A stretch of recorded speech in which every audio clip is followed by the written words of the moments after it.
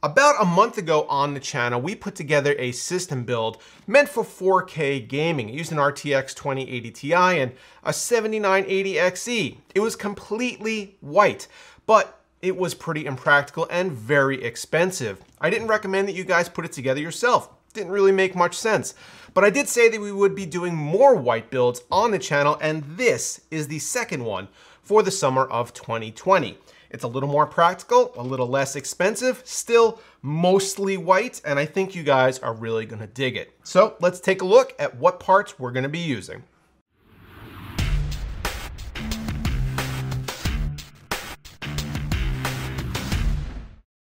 Need a Windows or Office key but don't want to pay retail? MMORC.com has all the best deals and a sweet discount for BPS Customs viewers. Just head over to the site linked below and enter code BAN35 for 35% off your order total, meaning you could snag Windows 10 Home for under 10 bucks. Fill out your email and place your order, and then click the extract code button at the top of the page. From there, it's as easy as heading to your Windows activation settings and inputting your shiny new key. For more information, head to MMORC.com or check out the links below.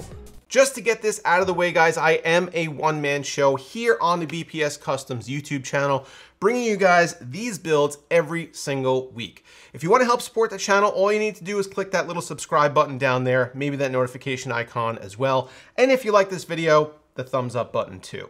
Thanks very much for your support. I hope you like this video. Let's get into it. So, a couple weeks ago, when we did our initial white build here on the channel, we based everything around Intel's aging X299 platform. The reason that we did this is that we really wanted to build with the gorgeous ASUS Prime X299 Edition 30 motherboard, and this allowed me to get one more use out of my i9 7980 XE, which has since been supplanted by AMD Threadripper in my main editing system. Putting those two pieces together for, let's be honest, probably the last time was really satisfying. However, not very practical. This time, we're going with a setup that is probably just as, if not more powerful in X570 and the Ryzen 9 3950X. So the 3950X, you guys probably know it by now, 16 cores, 32 threads. I use this CPU, this very CPU, as my daily driver for probably about a month, editing these videos that you guys are seeing on the channel. Didn't miss a beat. No hiccups, no problems. No crashes, no nothing. It was absolutely perfect, and I would recommend this to anybody looking to get into high-end gaming and content creation. It does both extremely well. The motherboard that we're going to be using, not quite as white as the Prime Edition 30 from ASUS. This is Asrock's X570 Taichi. It's got a couple silver accents on it, so it'll hopefully fit into our theme at least a little bit. However, it is mostly black. So unfortunately, we're not going to have that same continuity that we had with our first white build. However, the rest of our components should kind of fill in the gaps here. Hopefully, we get a aesthetically pleasing outcome from putting everything together. We are going to be using a GPU that looks extremely similar to the one we used last time. That's because it uses the same cooler. This is the Strix White edition of the RTX 2080 Super. Last time we used the 2080 Ti. This time a 2080 Super. Again, a little more accessible for most people and a little more reasonable for what people might be purchasing if they're putting together a system for themselves. Still not cheap, still kind of hard to find because it is a limited edition. However, looks great and is a really strong performer. Our cooler for today's project is from ID Cooling. This is the Auraflow X360 Snow Edition. This cooler took me almost 3 months to get in because I had to order it from China. It's really hard to find in the United States if you could find it at all. Unfortunately, I couldn't get it from Amazon or something, so I ordered it from AliExpress. Took a while to get here. The white on the radiator isn't quite a match for the white on our graphics card and our cables. However, I think once we get some LEDs going on inside the case, you won't really notice. Also, we want a 360mm radiator to cool our 16-core processor, get some really nice boost clocks going on, and hopefully some really good frame rates in games. Now, just touching briefly on those cables. These are from CableMod. These are their Pro cables. So that means that the sleeving themselves is a little thicker. The cables are easier to train. You could get them with these white aluminum wire wraps, which look really neat. The one thing that I wish they had was white end clips. They don't have that. CableMod unfortunately doesn't offer it. I think it'll be okay. I think these will still look really good in our system, and we have 24-pin EPS and PCIe. They're gonna be connected to an Inwin power supply. This is the Classic Basics series, but don't let the name fool you. It's 80+ platinum rated fully modular. This is the CB1050.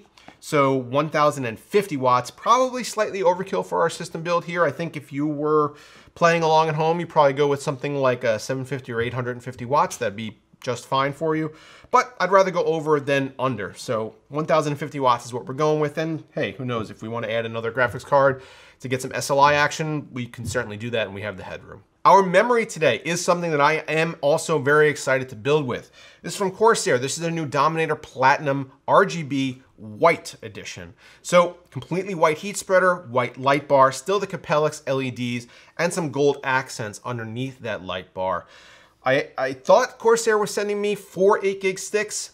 Nope, they sent me 2 16. So we've got these massive DIMMs, but they're still gonna play really nicely with our system. Corsair Dominator Platinum is some of the best memory on the market, and these white edition DIMMs look absolutely gorgeous. We're gonna match them with some additional Corsair fans for our system. Because the case we're gonna be building with doesn't come with any, we've got 3 fans on the cooler, and we're gonna use 3 of Corsair's new QL120 RGB fans. Now, I haven't built with these before, and unfortunately, because we are going to be mixing and matching RGB ecosystems, we are going to have to use their RGB controller that comes in this box, along with any other RGB controllers that we may have to use. However, I think these look really good, and we'll see how they perform once we have them all installed. For storage, we're going to be using 1 terabyte of Western Digital storage. This is the SN750 PCIe NVMe drive. It's fast, it's reliable, and my standard storage disclaimer always applies. Pick what works for you. So if you're gonna be working with big video files, obviously you're gonna need more storage. You wanna keep 20 games on your system at any time, sure, you need more storage. But for most people, I think 1 terabyte is probably gonna do you just fine, especially in a build like this. And what are we gonna be building in? Well, last white build, we went with a Thermaltake case, the View 51 Snow Edition, and it came out really good. So we're gonna use Thermaltake again, but this one is gonna be slightly different. At CES, we saw the AHT 600 debut, and my reaction at the first time I saw it was, have you guys lost your mind? What is this? But it kind of grew on me. It's different. It's not a standard just box, rectangular box that you see like a lot of other case manufacturers come out with, and there's nothing wrong with a rectangular box, but every once in a while seeing something different is kind of cool. So this is supposed to look like a helicopter cockpit. Whether or not it does, I don't know. But it's a different look. It's gonna be fun to build in. It's huge. So it's made for custom liquid cooling. Hopefully our components don't get lost in the enormous interior, but I think it's gonna come out really good. So why don't we get all this stuff in our case and then see what kind of performance we get.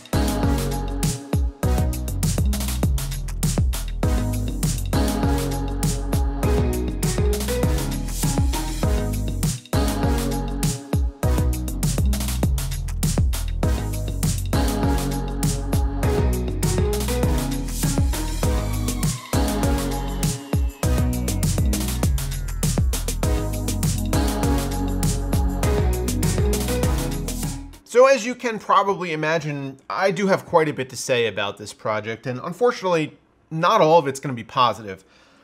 Let's start off with the case and its just sheer size.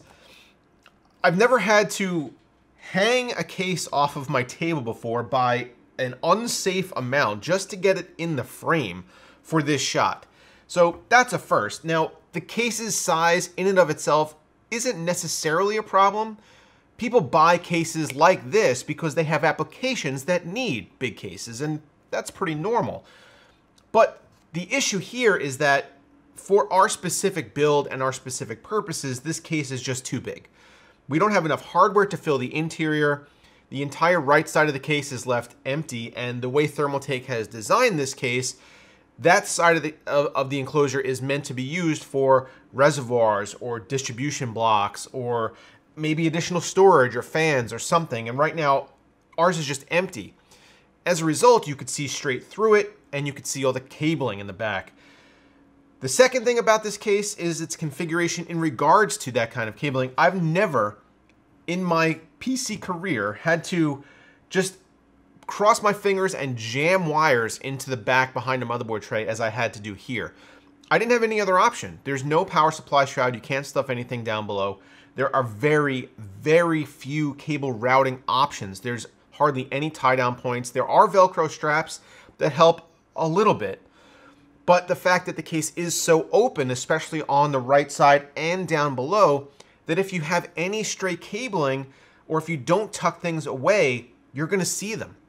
You're going to see straight through, and it's just going to look like a giant disaster back there. So I did my best to just get it out of the way, especially because I needed to get some shots in, some B-roll of the final product. But as you can see here, it's not pretty, and I don't really like the way that I had to do this. Now, I guess along those same lines, let's talk about the case's construction and the build process. I don't know why Thermaltake has chosen to ship this case in pieces. So the things that come on this case or come with this case that don't come attached to the case include the following: the power supply bracket, the PCIe slots, both the left and right side panels, this top triangular piece, I don't know what to call it, the PCIe cover bracket, and the vertical GPU mounts. Not to mention that these giant bolts that hold the whole case together come kind of pressed into a piece of styrofoam, and it's like impossible to dig them out without like ripping up the styrofoam and getting bits everywhere. There's a reason why cases come in pieces. Case Labs used to do this. And the reason that they did that, first of all, their cases were even bigger than this, so shipping them put together would have been an enormous expense. But the main reason is because they were customizable. You could go on their website and build your own case with almost every single panel custom. So you could add or remove things as you wanted. And when you pieced it together and got an invoice and paid for it, their warehouse workers would go through the shelving and pick those pieces off the shelves just so that you could put it together yourself and you had exactly what you wanted. The fact that it was customizable led to that kind of decision to ship it in pieces. You can't do that with this. This is just, you buy it and this is what it looks like always. So I'm not quite sure why, especially when there's no real room saving going on with the packaging. I mean, the outer shell is the outer shell. That's the size of the case. It's very large. The box that it came in is huge. I don't know why they couldn't have put a few things together for you and shipped it that way. That would have saved some time. Now, the build process itself, because the case is so large and comes in pieces, the process is tedious. I didn't really enjoy doing this build. The case is hard to manipulate. It's very heavy, and moving it around and flipping it and turning it like you always have to do to install components took a long time, took a lot more effort than normal. And just as an example of how odd the construction is, as maybe you saw in the build montage, in order to get to the front radiator bracket to mount just 3 fans, you have to take this piece off up front, the cockpit, I guess. And doing that requires removing 8 screws. That's just to be able to mount fans up front. Everything, it takes so much time in this case that it's unwieldy. It's not fun. I don't know if you need a PC build to be fun, but this one certainly is not. Now, I think this case, this layout, this size would really lend itself much better to a larger project. A custom water-cooled build where you could dedicate weeks to planning it, laying it out, routing all the cables the way you wanted to, maybe hiding a few things a little better than I did. Taking the whole case apart and having access to each piece. I could see that. But just for, you know, one of our weekly builds, or most people out there, to be honest, who are just putting a system like this together for gaming, this case is not really ideal. I would much rather go with the case we used last time for our white build, the View 51. That case also very large, but much more practical and easier to work with. There are some benefits to using a case like this, especially because it is so large and so open. Thermals were really good. We did all of our gaming at 1440p and ultra settings, and the GPU was overclocked, plus 100 on the core and plus 1100 on the memory. And even while running all those games, the GPU did not crack 60C, and it, like I said, was overclocked. The CPU also was consistently boosting to 4.3 gigahertz while gaming and maintained reasonable temperatures as well. So I was really happy with the overall performance because we have an RTX 2080 Super, we have a 3950X, we're going to get some really nice frame rates, especially at 1440p and ultra settings. So yeah, gaming performance was good, thermal performance was good. Even when looping Cinebench, the CPU was sitting around 75C and all cores kind of normalized around 4050 megahertz. The AIO, the ID cooling AIO, was relatively quiet.